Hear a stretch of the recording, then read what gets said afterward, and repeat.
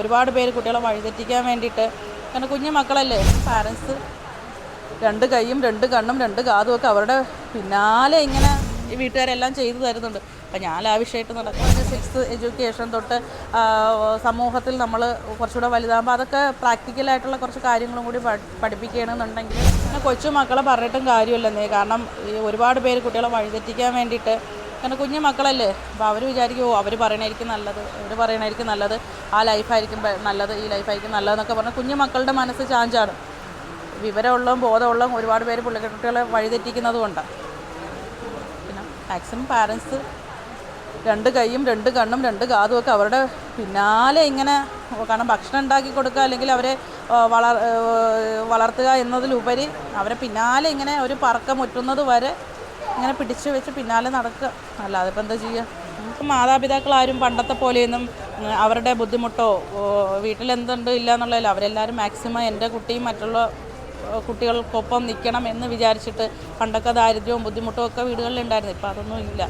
ഉണ്ടെങ്കിൽ പോലും അവരാദ്യം മക്കളതൊന്നും അറിയിക്കില്ല. അപ്പോൾ മക്കളുടെയും വിചാരം എനിക്ക് ഈ വീട്ടുകാരെല്ലാം ചെയ്തു തരുന്നുണ്ട്, അപ്പം ഞാൻ ലാവിഷായിട്ട് നടക്കാം, അങ്ങനെയൊക്കെയുള്ള ചിന്തകളുള്ള മക്കളും ഉണ്ട്.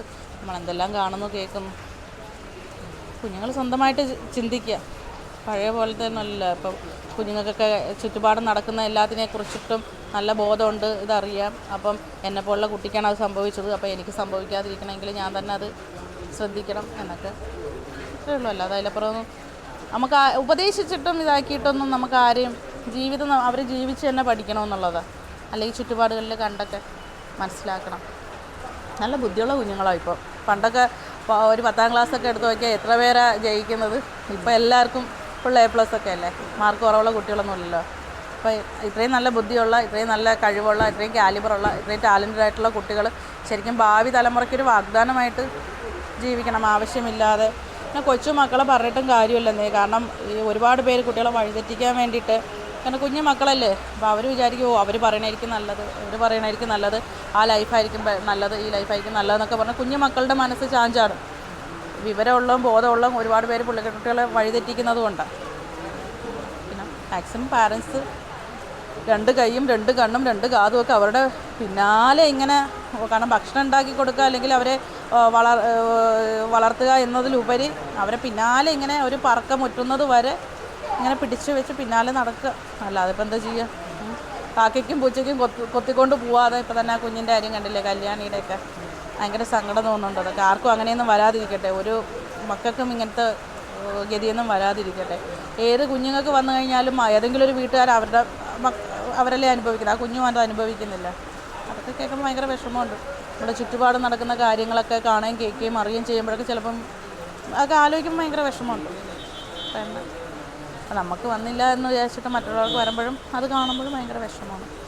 അല്ല, നമ്മളുടെ സ്കൂളിൽ ഒരുപാട് കാര്യങ്ങളെക്കുറിച്ചിട്ട് നമ്മളിപ്പോൾ സിലബസിൽ പഠിക്കുന്ന, ഞാൻ NCERTയും പഠിച്ചിട്ടുണ്ട്, CBSEയിലും പഠിച്ചിട്ടുള്ള ഒരാളാണ്, SCERTയും പഠിച്ചിട്ടുണ്ട്. പക്ഷേ നമ്മൾ പാഠ്യപദ്ധതികൾ ഒരുപാട് പ്രാക്ടിക്കലായിട്ട് നമ്മളുടെ പ്രാക്ടിക്കൽ ലൈഫിൽ എന്തൊക്കെ കൊണ്ടുവരണം, അതും കൂടെയൊക്കെ കുറച്ചുകൂടെ, അതുപോലെ തന്നെ 6th എഡ്യൂക്കേഷൻ തൊട്ട് സമൂഹത്തിൽ നമ്മൾ കുറച്ചുകൂടെ വലുതാകുമ്പോൾ അതൊക്കെ പ്രാക്ടിക്കലായിട്ടുള്ള കുറച്ച് കാര്യങ്ങളും കൂടി പഠിപ്പിക്കുകയാണെന്നുണ്ടെങ്കിൽ നല്ലതായിരിക്കും എനിക്ക് തോന്നുന്നത്.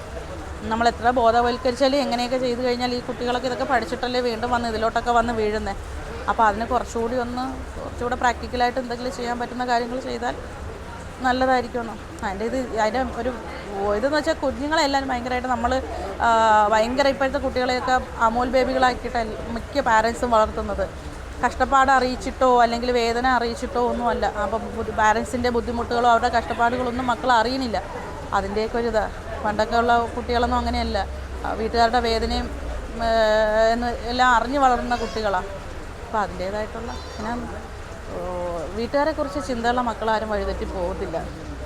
കാരണം എൻ്റെ മമ്മി അല്ലെങ്കിൽ എൻ്റെ ഫാദർ, എൻ്റെ മദർ, അതെനിക്ക് പ്രിയപ്പെട്ടവരാണ് എന്ന് ചിന്തിക്കുന്ന ആരും വഴിതെറ്റി പോകില്ല.